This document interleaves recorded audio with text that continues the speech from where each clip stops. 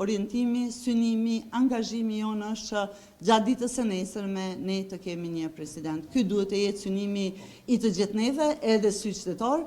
Ne jemi të gatshëm që të japim votat, të vazhdojmë tutje në zgjedhjen e presidentit, presidentes, me synim që të shmangim edhe një parë zgjedhje.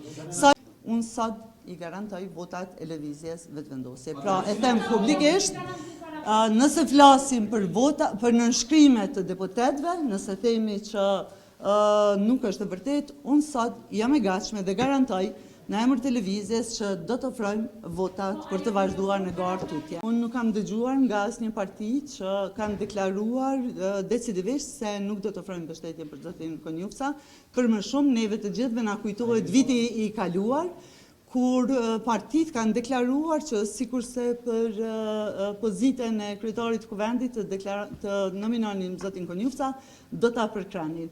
Pra jemi në një situatë kur si subjekti fituesi i zgjedhjeve, me mbështetje qytetare mbi 51%, ne kemi pasur vullnetin që të respektojmë edhe subjekte tjera dhe presim që të ofrojmë mbështetje për kandidatët e tyre. Ne natyrisht se jemi të interesuar që të vazhdojmë bashkëpunimin në interesat të mirë të qytetarëve.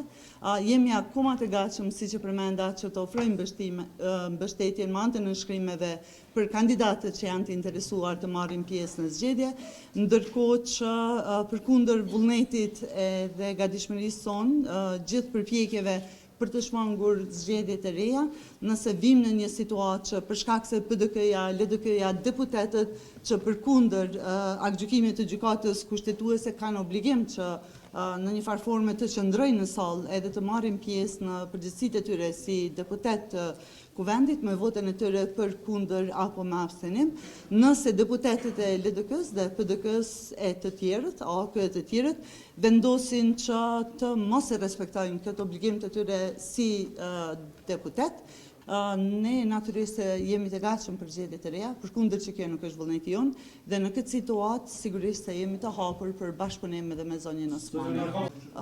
Ne kemi të drejta ta nominojmë edhe një kandidat. Arsyeja, siç e përmenda, pse nuk e kemi bërë sot të njëjtën, sepse do të mund ta bënim, është pikërisht në tendencën, në frymën tonë të bashkëpunimit, në qasjen konstruktive edhe ndaj partive opozitare me synimin që t'i shmangim edhe një palë zgjedhje. Bazë shkafit e konsideroni që është kandidate konsensuale. Zoti Abdi Gjiku, unë e inkurajoj që të marrë 15 nënshkrimet e partisë së tij, ndërkohë që ne do t'japim edhe nënshkrimet tjera të nevojshme edhe mund të vazhdojmë në garë. Deklaratat, si po interpretojmë të gjithë ne, pra bëhet fjalë jo për zemërgjërsi, ne po flasim për obligim ndaj qytetarëve.